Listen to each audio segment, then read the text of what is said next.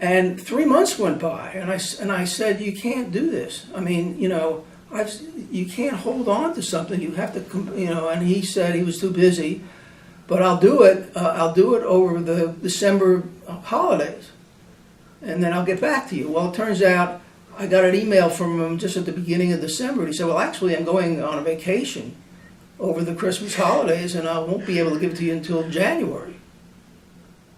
So I'm waiting for the other guys. Didn't know that much about it other than this Australian guy.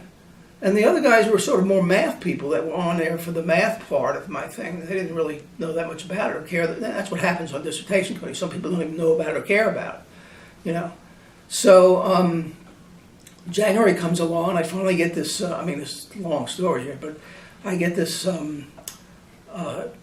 email. Well, you don't mean email. I mean, you can't mean email in 1969. Yeah, I get something from the letter from the guy, Dear Chakrabarty, and he said he read it, and he didn't have individual comments. I mean, I had like 8 chapters, and he just said he found chapter 2 to be somewhat confusing, and he thought I should rewrite it.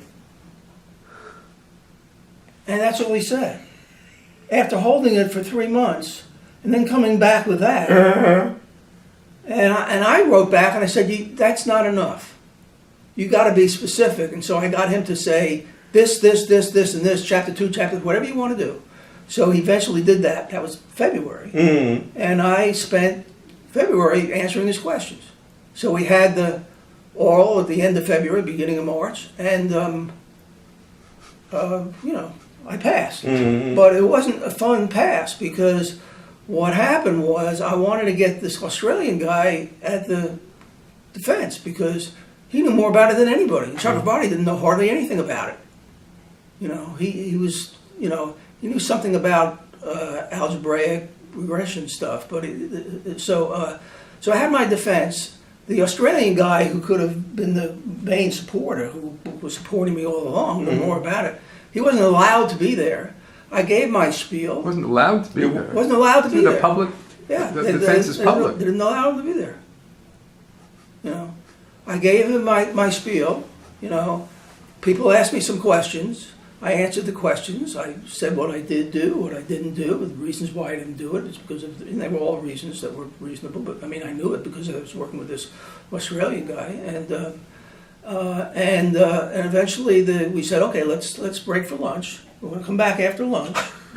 This is on a Friday. We're going to come back and then we'll, decide what's going on. So we come back after lunch about 1 o'clock, and the only person that's there at 1 o'clock is Norman Johnson, the co-chair. Jim Grizzle was in Switzerland. Everybody else left for the weekend. And apparently they had a meeting where somebody on the committee, and I think it was Chakrabarty, but it could have been other people. There was a guy named Ross Ledbetter who was a mathematician who didn't know anything about what the topic was. But there were some reasons, political, why he might have, he was racist. But that's another story. But anyhow, I came to see Norman Johnson. Norman Johnson said, well, we had this meeting and we're not sure if you did enough. So we're going to hold our decision and meet again on Monday and decide whether we think you've done enough or suggest what you do.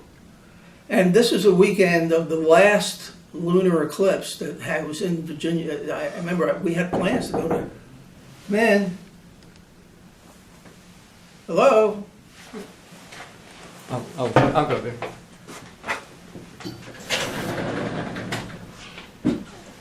We're doing an interview. We're recording an interview. Okay, sorry, I was just going to... Oh, hi, Michelle. How are you? Good to see you. Sorry to interrupt. Yeah. I can't be there for the celebration this afternoon, but just wanted to say hi. Great to see you. You know Vic. I do. I know both of Well, you. you know, that's right. Great to see you. Thanks, Michelle. Okay. I should have put a sign on the door. Michelle Casper.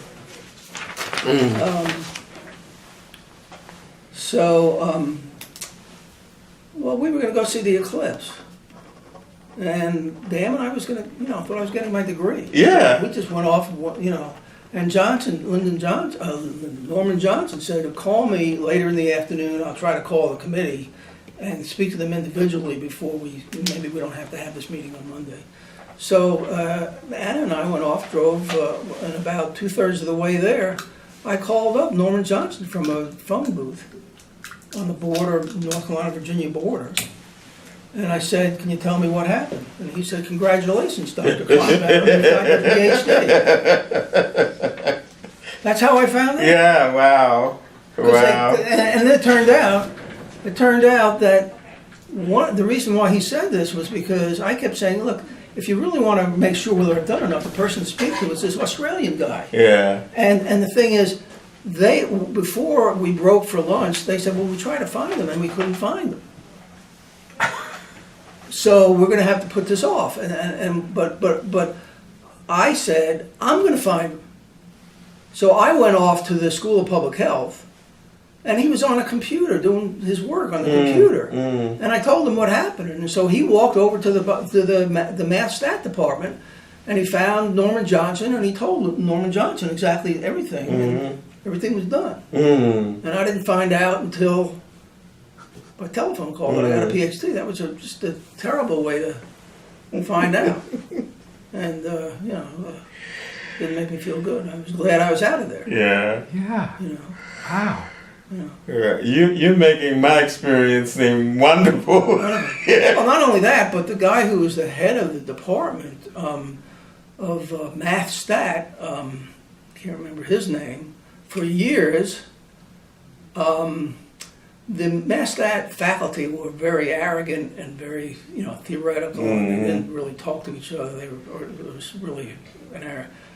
This guy, because of the politics in that department, and because something terrible happened to his daughter on graduation weekend, she got killed in an auto accident. About a month later, he committed suicide. The head of the department. This is the same department. Oh, good. This was after I and Larry already gotten our degree. So I'm going back to that. So I guess you shouldn't pick your statistics departments based on the basketball team, is the answer. Yeah, right. Well, it was the best. It was the most well-known department. It had these famous people that were there. Harold Hotelling, all these people were there. He was retired, but he had an office there. So it was a place to sort of be until I realized what it was. And eventually I got the job in the School of Public Health, and because I was doing work in the epidemiology for their grant, Larry was doing the work with me, but he was more interested in theoretical statistics. I was more in applied statistics. So we eventually worked out where I taught applied statistics to the epidemiology students and the School of Public Health students who weren't math majors or biostatistics majors, and Larry taught the PhD students in biostatistics. So this was that's how I got to this teach. was 69? This was Or 70, 70. 71. Yeah. 71. Was the That's first- close to when I. Yeah. Go ahead. Yeah. So in 1971, you were When I then on started the faculty in Yeah. biostatistics, and you were teaching Yeah. bios 105. 105? Which became 110 or 115. or Mhm. something 110, like I think, Yeah. at least first. that. And I And taught that for 6 or 7 years. you were teaching 145 also, or later? I started teaching it about 4 years later. But it didn't exist. Oh, Because up till that point, if you were you were getting an MPH in public health, the only course you had to take was this BIOS 105. Yeah. Right. And you didn't have to take this BIOS 160, that was for the BIOS majors. but for epi students? For doing epi students, and advanced? then we had a faculty meeting, and some of the faculty, one of them was Mike, and my name's slipping, Simons, Mike Simons. He proposed, and we talked about it, that we ought to have a second level course for the master students. And he volunteered to teach it. Okay, and that's what later became my regression book, applied 145. regression analysis book. That was, and he taught it once, and then he went on to something else, and then I taught it from then on for 6, 7 years. And as I started teaching it, I realized I'm in fertile ground here because I'm talking to people who don't know statistics, and they need to understand it, but they need to understand it without being very theoretical. So that's when I started writing that book. That was in the mid-'70s. And the book was finished in 1978. And I got Larry to work with me on it because it was 24 chapters, and it was literally hard to make sure everything was cut and dried, and all the T's were crossed, I's were dotted, and stuff like that. And Larry was super mathematical, and he wrote some chapters too. And so we finished the book. In fact, the interesting thing was, Larry wrote his chapters. I wrote most. I mean, of the 24 chapters, I probably wrote about 13 of them or 14 of them, or something like that. Larry's chapters were always much more mathematically or statistically together, because he was really theoretically tuned in. Right. Mine was looser. They're more informal because I wanted to get something across, and I explained things more than he did. Mm-hmm. So when we were working on how to fix up that book, I had to make his chapters looser, and he had to tighten my chapters. That's the way we eventually finished the book, in 1978. So And that was your first that textbook. was the first textbook. The second textbook, well, you had something to do with it, sort of, because when you came in '77, one of our PhD students was Hal Morgenstern, name who you know. Oh, yeah. Oh, yeah, right. and a very bright, and he was very Driven. driven. Very driven. He had gray hair when he was 22. Yeah, right. And he came back from a summer session in Minnesota. And he had taken this course. It wasn't from Ollie. It was from Ken Rothman, wasn't it? And he came back and he knocked on my door. And he said, "You got to drop what you." And I still hadn't finished the regression book. He says, "You got to drop what you're doing. You need to write a book on modern epi methods, because that's it. That's the end thing." And I didn't disagree with him, but I had to finish the other book. And so eventually, when we finished the 1978, the thing was ready for publication in '77. I listened to Hal, who was working his butt off on this stuff on his own, and he had all these sort of semi-chapters he was writing. It was hard to read because he wrote. Yeah. His chapter was like 100 pages or something, and he referenced every sentence with about 4 references, But so Larry and I asked Hal to join us, and the 3 of us wrote this book, the epidemiology research book, and eventually it came out in 1982, and it was the first book on, quote, modern epidemiology. Ken Rothman's book came out in '86. I mean, that's what and he even had the title Modern Epidemiology. So his book gets a lot of the credit now for being the book that started it all off, but we started it off because Mietnin had written the book prior to when we started it about his stuff, because he had written all these papers.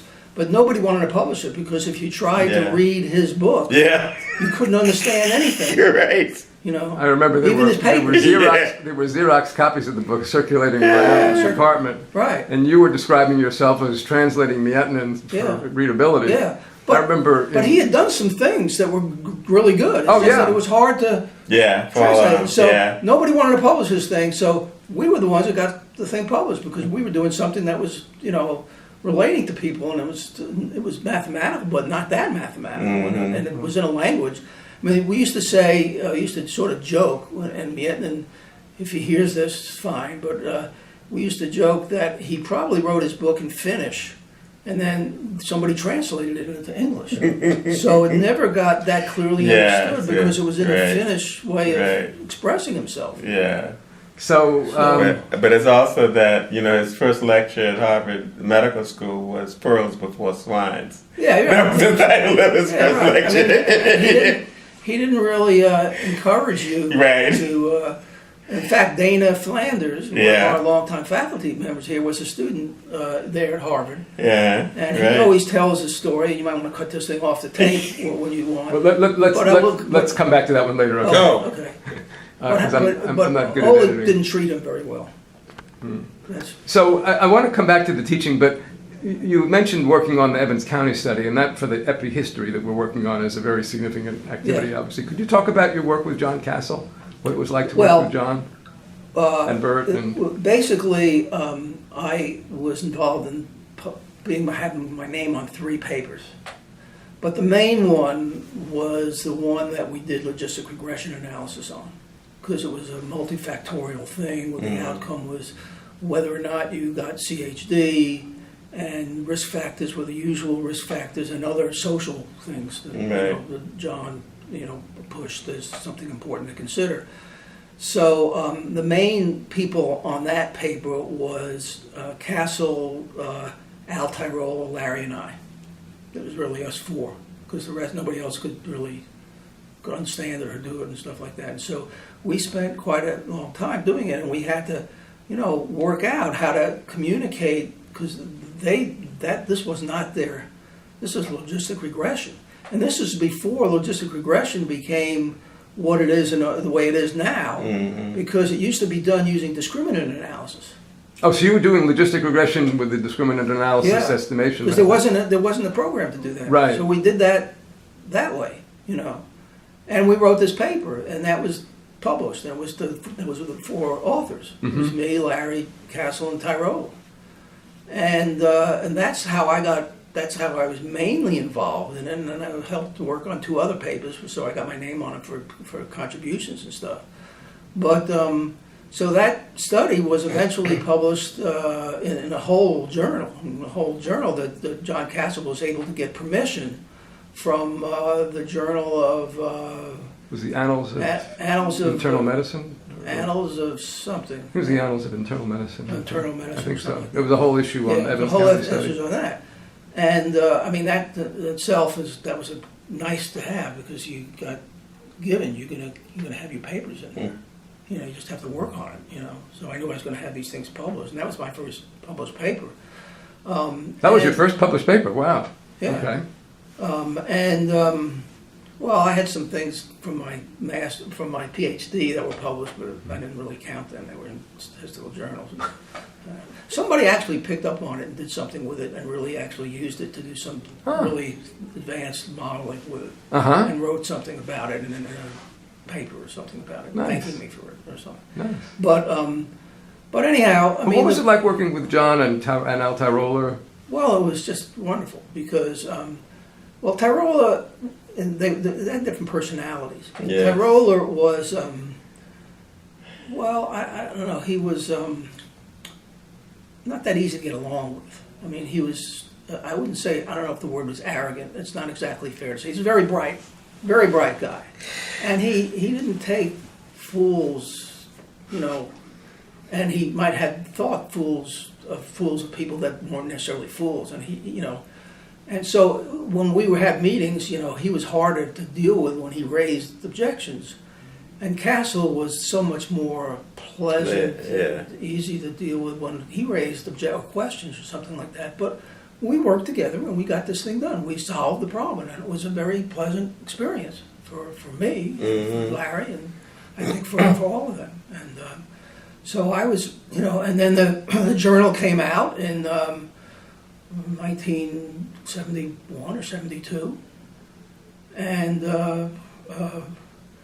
it was interesting because it came out, and